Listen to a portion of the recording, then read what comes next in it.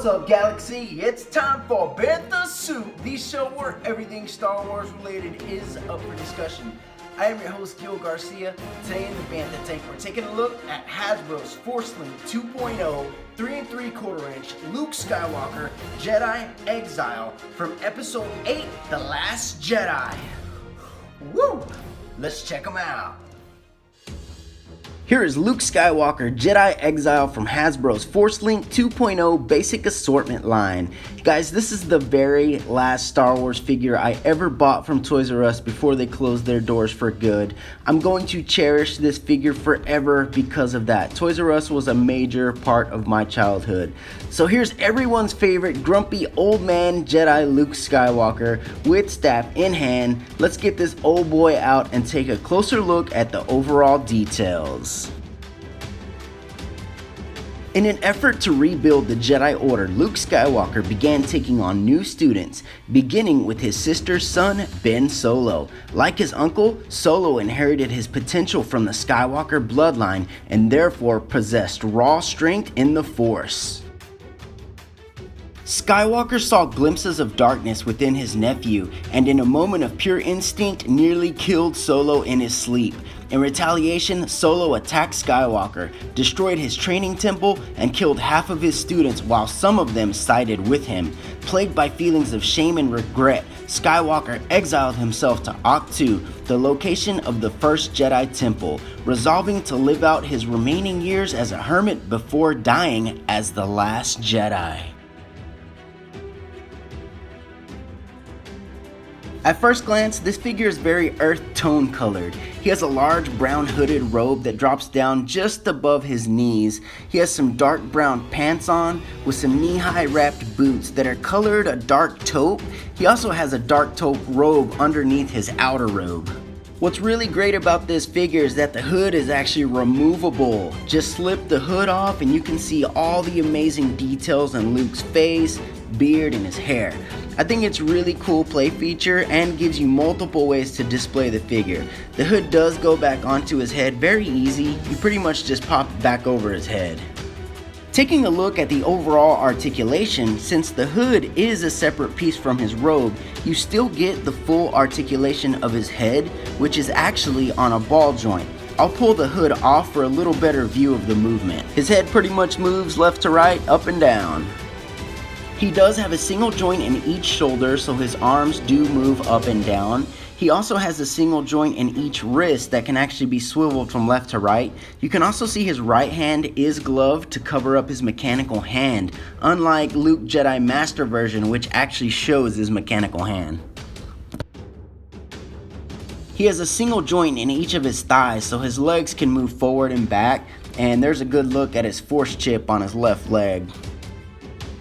And the outside robe is non-removable. It's actually molded onto the figure, but the hood is removable, which is cool. Now Luke does come with one accessory, and it's not a lightsaber, but it is his cool staff that he used in the movie. His staff is a gunmetal color. It does have some nice details molded onto it, just some various grips and partitions along the staff. The staff does fit quite nicely into Luke's hand, which is really great for play. You're swinging around Luke in, various battles and some action scenes, and it's gonna also be really cool for display. In 34 ABY, Skywalker's isolation was interrupted by the arrival of Rey, a Jakku scavenger who joined the Resistance during its war with the First Order. Skywalker agreed to teach the ways of the Jedi to Rey, but only to convince her that it was time for the Jedi to end. Rey remained adamant in her view that the galaxy needed the return of the Jedi Order and the legend of Luke Skywalker to inspire hope in the people who resisted the First Order's rise to power. So what happened? Why is the Star Wars community and fandom so divided like never before? Why do most Star Wars debates on social media instantly become so toxic? Why are we being hateful and calling each other names from both fans and creators. You know, I think Lucasfilm had a huge missed opportunity really taking the time to develop Rey and give us a good understanding of how she developed her strong Force powers. You know, Luke really had to work and train hard for a couple years to get a good understanding of the Force. Like him hanging upside down in that Wampa cave. It took some real effort just to pull that saber from the ice. Shoot, Rey was going toe to toe with Kylo Ren on her first day. Overpowering in saber skills, mind tricks. Why is she so powerful? Oh, I guess just because Rey's a female, there's gotta be some special reason she's so strong. You're a sexist woman hater. What?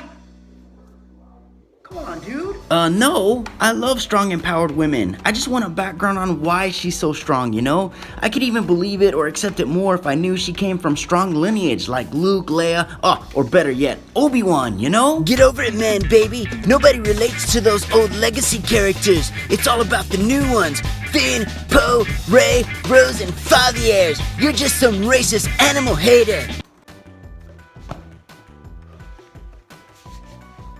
I'm not racist. I'm actually multiracial. I'm half Hispanic and white, and I love animals. I have a dog, a cat, 2 fish, and 9 chickens. You know what? You're blocked. Oh, that is it. I'm gonna destroy you on Twitter. Why does The Last Jedi have a 46% Rotten Tomato audience score? I feel like I know why, and it's a line taken straight from the film. Let the past die, kill it if you have to? Well, Galaxy, I've gotta tell you, the only reason that I'm doing a Star Wars YouTube channel, the only reason that we're still talking about Star Wars, that we're talking about the toys, the merchandising, the celebrations, the conventions, is because of the past and what the legacy characters mean to the overall franchise. They are the foundation of everything Star Wars. They're the creators of blockbuster movies. They are the creators of movie merchandising. For crying out loud, Kenner sold kids empty boxes for Christmas.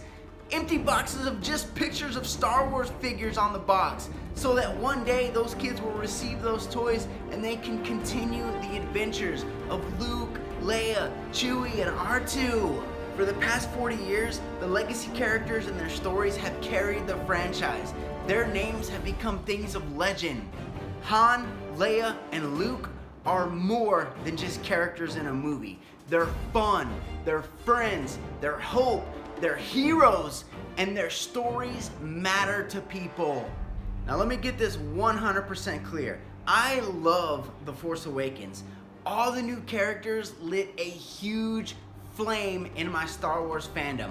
I was super excited. Star Wars is back. The magic, the mystery. I just have so much hope for where we can go with this franchise. I really do love J.J. Abrams, and I love everything he did in The Force Awakens. Overall, that movie was well received. It does get some heat because it's kind of just a rehash of A New Hope, but it was well received, and people aren't really divided or fighting over what happened in that movie. You know why? Because I do feel like the legacy characters were treated with respect. It was amazing to see Han, Chewie, Leia doing what they do best. They got some really cool action scenes. The dialogue was good. They actually helped progress the new characters, brought them along on their story arc.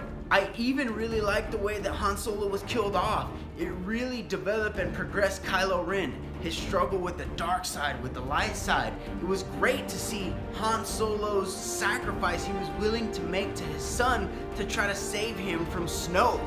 And I was like, yeah, that's what Han Solo would do. Oh, and by the end of the movie, my mind was blowing up. Here we've got this new awesome girl named Rey, who's standing in front of the most legendary Jedi in all of existence. And not only that, she's standing there handing him the most legendary lightsaber in all of existence. I could not handle it. It was complete overload. I was seriously like, oh my gosh, it's Luke freaking Skywalker. I've been waiting 27 years for this. My childhood hero, who against all odds stepped into the turmoil of the galaxy and prevailed. So by the time the movie was over, my mind was racing. The theories were going crazy. I was like, wow, Jedi Master Luke. So he's gone to this hidden island so he can like find the first Jedi temple, so he can regroup, so he can train, so he can become like some gray Jedi, maybe use some of the light side and some of the dark side, really kind of use the Jedi Order what it was originally supposed to be, reading the old Jedi texts and the scrolls. And now, years later, he's been found by this young, helpless, optimistic girl, and she's handing him his old lightsaber back. I mean, this is the saber that belonged to the Jedi war hero Anakin Skywalker, who was passed down by Obi-Wan to Luke Skywalker, watching over him while he's on Tatooine, sweating his butt off, waiting till Luke was old enough to step into the turmoil of the galaxy and take his rightful place as a Jedi Knight. And it's the same saber that Luke takes up and goes into the belly of the beast and takes on the most infamous, evilest Sith in the entire galaxy named Darth Vader. During that battle, he finds out that that evil Sith is actually his father, and then he gets his hand cut off and he gets thrown down the shaft and his friend gets kidnapped. Does that throw him off? Does he give up? No. He regroups, he builds a new lightsaber, he goes right into the Death Star, confronts the Emperor face to face, takes on his father, he defeats the Emperor, he saves his father from the dark side, brings him back to the light side, and after all that fighting, all that struggling, all these years later, this young, helpless girl is standing in front of him, handing him that saber, looking for hope. And what does he do with it? He throws it over his shoulder. Like it's nothing. Like his past is nothing. Like what he fought for was nothing. Like his friends are nothing. Who his father was as a Jedi hero was nothing. What his father was able to do in his very last moments, like it was nothing. Pretty much what the entire galaxy went through, it was like nothing. It was Luke just tossing it behind him. He doesn't care anymore. It felt like a huge missed opportunity that J.J. Abrams set up so perfectly. Luke isn't some scared old man who runs away in the face of fear, who just takes off and forgets his friends and his family. He isn't hopeless and bitter, scared and broken. Luke was none of those things in my action figure adventures. Luke Skywalker was strength, hope, optimism, relentless, compassion, love. Luke Skywalker is a hero. Luke is a role model for real people. People that have risen above, that have come from nothing. People who fought and won when everything else seemed hopeless. People who stand up for their friends and family. People who stand up for what is right. I am not a fan of a lot of choices made in The Last Jedi. That does not make me any less of a Star Wars fan. I'm a real fan. I mean, for crying out loud, I have dedicated a quarter of my house just to Star Wars stuff. If I could cash in all the money that I've spent on Star Wars merchandise and tickets, woohoo! Early retirement, baby! You know what? I guarantee you we would all be singing a different tune if Luke was just given justice.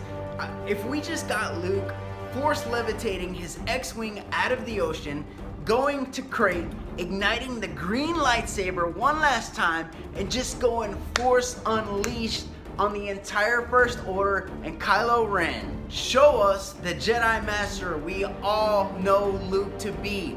Give him the respect he deserves. Then he can fade off into the twin suns and pass the torch on to the new guys. To be honest, after The Last Jedi, I do feel a little lost. I'm a bit nervous on what's gonna happen next, but I trust J.J. Abrams and I pray that he brings it all back together. Not just the movies, but the Star Wars fandom as a whole, the community, the camaraderie. The legacy characters need to be treated with respect and given the proper send-off that they deserve. Let's do that, and then we can develop the new characters. Then let's go off to a new galaxy far, far away. I'm all about that. Let's open new, exciting adventures with new characters for the new generation. Not just throw our legacy and our foundation out the window like Admiral Akbar. Akbar was literally thrown out the window. Come on! I'm still gonna love Star Wars. I'm still gonna buy the toys. I'm still gonna talk about it with you guys.